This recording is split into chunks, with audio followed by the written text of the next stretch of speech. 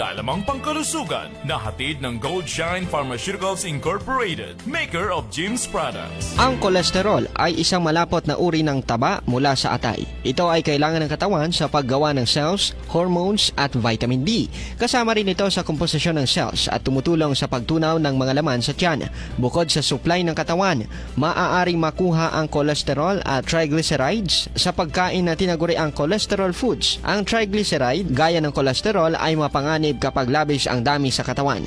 Ang labis na triglyceride ay naiimbak sa fat cells na nagreresulta sa pagtaba ng tao. Kung labis ang dami ng triglyceride sa katawan, maaari itong magdulot ng mga seryosong sakit tulad ng sakit sa puso at alta presyon. Bukod sa pagkain ng masusustansyang pagkain, ugaliin ang pag-eehersisyo araw-araw para lumakas ang katawan at makaiwas sa pagiging overweight. Umiwas din sa paninigarilyo dahil hindi lamang ito nakakataas ng kolesterol, ito rin ay nagdudulot ng kanser at iba pang malulubhang sakit.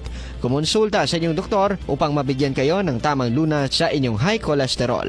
Halim Abbas, NDBC, Bida Balita.